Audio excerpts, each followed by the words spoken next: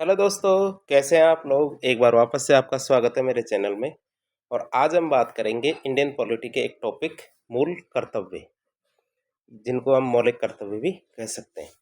अंग्रेजी में क्या कहेंगे इनको, फंडामेंटल राइट्स। तो इसके बारे में जानने की कोशिश करेंगे। अब बात करें मूल कर्तव्य की, इनको मौलिक कर्तव्य भी कह सकते हैं। अर्थात मौलिक कर्तव्य और मूल कर्तव्य दोनों बात एक ही है।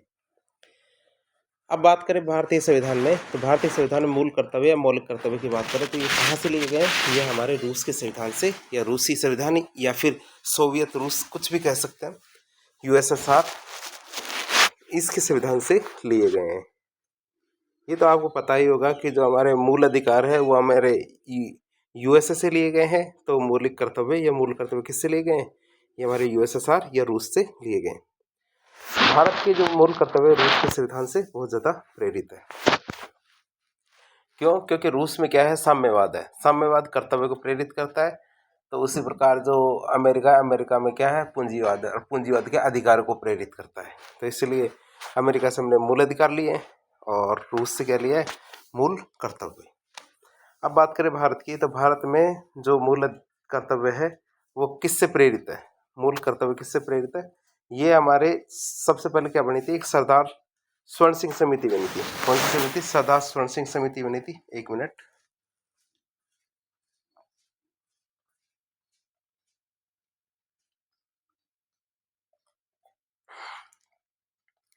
तो इस सरदार स्वर्ण सिंह समिति की सिफारिशों पर क्या हुआ, 1976 में संविधान में 42वां संविधान संशोधन किया गया था। कितना, 42वां संविधान संशोधन किया गया हमारे सरदार स्वर्ण सिंह समिति की सिफारिशों के आधार पर।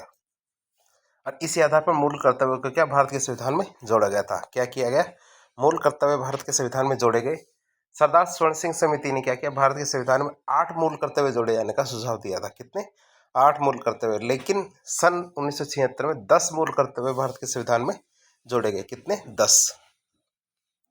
जबकि समिति ने सिफारिश कितने की थी, 8 की। कई बार परीक्षा में पूछा जाता है स्वर्ण सिंह समिति ने कितने मूल कर्तव्य जोड़े जाने की सिफारिश की थी, 8।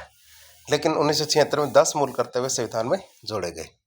अब आगे बात करें, वर्तमान में मूल कर्तव्य की संख्या है 11। और 11वां जो मूल कर्तव्य है वो 86वें संविधान संशोधन के द्वारा जोड़ा गया था भारतीय संविधान में। अब बात करें स्वर्ण सिंह समिति की, तो स्वर्ण सिंह समिति ने जितने भी जो सुझाव दिए थे, क्या उन सभी पे मूल कर्तव्य बने हैं? नहीं, ऐसा नहीं है। क्यों? क्योंकि स्वर्ण सिंह समिति ने एक मूल कर्तव्य था कि टैक्स देने का, और दूसरा मूल कर्तव्य था, और कर्तव्य को पूरा न करने पर जुर्माना लगाने का। 8 में से 2 सुझाव ये भी थे कि प्रत्येक व्यक्ति को टैक्स दिया जाना चाहिए। अर्थात जो कम टैक्स दे, चाहे 1 रुपये टैक्स दे, लेकिन प्रत्येक व्यक्ति को टैक्स देना जरूरी है। साथ ही साथ यदि कोई व्यक्ति भारत का नागरिक है अपने कर्तव्य को पूरा नहीं करता तो उस पर जुर्माना लगाया जाना चाहिए। तो जो भारत की संसद है, इन 2 सुझाव थे, इनको नहीं माना। क्यों? क्योंकि भारतीय संसद मानती है कि भारत की जो जनता है सभी टैक्स नहीं दे सकती, चाहे, और कई बार क्या है, इतनी जागरूक भी नहीं है। जो जागरूक है उन्हीं से टैक्स लिया जाना चाहिए। और कर्तव्य को न पूरा न करने पर हर बात में आप जुर्माना नहीं लगा सकते। क्यों? क्योंकि जिस समय इसकी बात की गई थी उस समय भारत के पास इतनी मशीनरी नहीं थी कि सभी पर इस चीज़ों को आसानी से लागू किया जा सके। तो ये सुझाव दिया था, लेकिन भारतीय संविधान में इनको दोनों को जोड़ा नहीं गया। अर्थात 8 मूल कर्तव्य जोड़ने के लिए कहा था, जिसमें से 6 ही जोड़े और 4 अपनी तरफ से जोड़े। संसद चाहे तो उपयुक्त कानून बनाकर मूल कर्तव्यों का लागू करवा सकती है। बढ़िया से कानून बनाकर क्या कर सकती है, मूल कर्तव्यों को लागू करवा सकती है। मूल कर्तव्य केवल भारतीय नागरिकों के लिए होते हैं, विदेशियों के लिए नहीं होते। मूल कर्तव्य क्या है, भारतीय नागरिकों के लिए होते हैं। किसके लिए नहीं होते, विदेशियों के लिए नहीं होते। अर्थात मूल कर्तव्य भारतीय नागरिक ही मानेंगे, यह विदेशी लोगों के ऊपर लागू नहीं होंगे। अब मूल कर्तव्य क्या होते हैं, गैर न्यायोचित होते हैं। इस चीज़ को तो आप समझते हैं, गैर न्यायोचित होने का मतलब क्या है।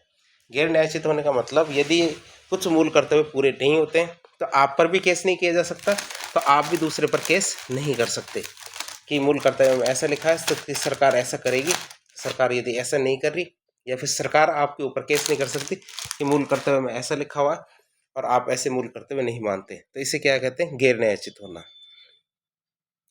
फिर बात करें मूल कर्तव्य क्या, भारतीय परंपराओं, आदर्शों, धर्म और जीवन पद्धति, इन सब को प्रदर्शित करते हैं। अर्थात कुछ मूल कर्तव्य क्या दिखाते हैं कि भारतीय परंपराएं कैसे काम करती है, भारत के आदर्श कैसे हैं, धर्म कैसा है, जीवन पद्धति कैसा है, इन सब को प्रदर्शित करते हैं।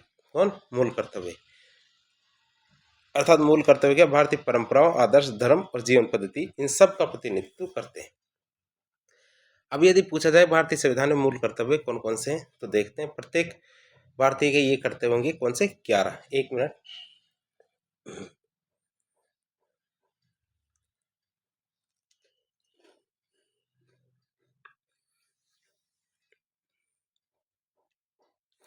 सबसे पहला मूल कर्तव्य आता है कि सभी व्यक्तियों के द्वारा संविधान का पालन किया जाना चाहिए। क्या किया जाना चाहिए? संविधान का पालन किया जाना चाहिए। और उसके जो आदर्श है, संस्थाएं हैं, राष्ट्रध्वज, राष्ट्रगान, सभी का आदर किया जाना चाहिए। तो सभी नागरिकों का ये कर्तव्य होगा कि वह संविधान का पालन करें, उसके आदर्शों, संस्थाओं, राष्ट्रध्वज और राष्ट्रगान को वो आदर करें।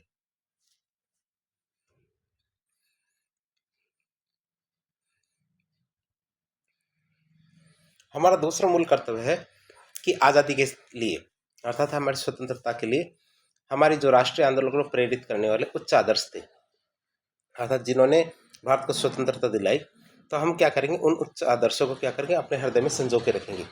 अर्थात उन्हें न तो खत्म होने देंगे, न ही उनके लिए नकारात्मक अभिवृत्ति रखेंगे, न ही लोगों के अंदर इस चीज़ का नकारात्मक अभिप्रसार करेंगे, और उसका क्या करेंगे? पालन भी करेंगे। तो आज़ादी के लिए हमारे राष्ट्रीय आंदोलन को प्रेरित करने वाले उच्च आदर्शों को हृदय में संजोएंगे, उनका क्या करेंगे? पालन करेंगे।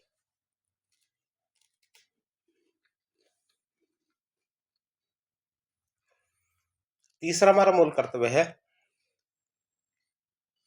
कि भारत की संप्रभुता, एकता और अखंडता, इसकी रक्षा करेंगे और उसे अक्षुण्ण बनाए रखेंगे। क्या करेंगे? भारत की संप्रभुता, एकता और अखंडता की रक्षा करेंगे और उसे क्या करेंगे? अक्षुण्ण बना के रखेंगे।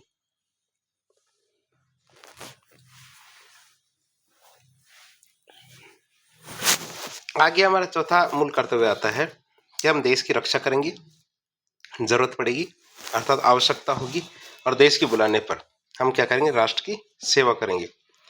पांचवा हमारा मूल कर्तव्य कि भारत के सभी लोगों में समरसता, समान भ्रातृत्व अर्थात भाईचारे की भावना का निर्माण करेंगे, जो क्या करेंगे? पंथ, भाषा और प्रदेश या वर्ण, सभी आधारित जितने भेदभाव होंगे उन सब से बाहर होगी। अर्थात हम क्या करेंगे? भारत के सभी लोगों में समरसता और समान भाईचारा या भ्रातृत्व की भावना का निर्माण करेंगे, जो पंथ, भाषा, प्रदेश और वर्ण, इनसे आधारित जितने भेदभाव होंगे उन सब से परे होगी, और ऐसी प्रथाओं का त्याग करेंगे जो महिलाओं के सम्मान के विरुद्ध हो। क्या करेंगे? हम ऐसी प्रथाओं का त्याग करेंगे, जैसे हमारी डाकन प्रथा है, सती प्रथा है, बाल विवाह है। तो ये जो प्रथाएं क्या होती है, क्या करती है? ये महिलाओं के सम्मान के विरुद्ध होती है। अब हमारी सांस्कृतिक संस्कृति है, इसकी गौरवशाली परंपरा का महत्व समझेंगे और उसको संरक्षित करेंगे। क्या करेंगे? हमारी जो सामाजिक संस्कृति है, इतने सदियों से जो हमारे पास संस्कृति बनी हुई है, इसकी जो गौरवशाली परंपरा है, इसका महत्व समझेंगे और उसको रक्षा करेंगे।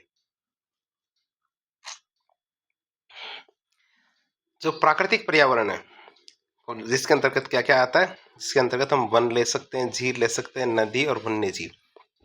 क्या क्या? वन, झील, नदी और वन्य जीव, इन सब की रक्षा करेंगे और उनका संवर्धन करेंगे, उनमें बढ़ाने का प्रयास करेंगे। कोई भी प्राणी है तो प्राणी मात्र के प्रति हम क्या करेंगे? दया भाव रखेंगे। ये हमारा सातवां मूल कर्तव्य। वैज्ञानिक दृष्टिकोण, मानववाद, ज्ञानार्जन और सुधार की भावना का विकास करेंगे। क्या करेंगे? वैज्ञानिक दृष्टिकोण, मानववाद, ज्ञानार्जन और सुधार की भावना का विकास करेंगे। नवा हमारे मूल कर्तव्य आता है सार्वजनिक संपत्ति है, इसको सुरक्षित रखेंगे और खुद भी हिंसा से दूर रहेंगे। वही एक तो क्या करेंगे? हमारी पहली कोशिश तो होगी जितनी भी सार्वजनिक संपत्ति, चाहे हमारे बस हो, ट्रेन हो, रोड हो, जितनी भी सार्वजनिक संपत्तियां हैं, कोई भी इमारत हो, ये हमारी विरासत भी होती है, उनकी क्या क्या करेंगे? सुरक्षित रखेंगे और खुद भी हिंसा से दूर रहेंगे।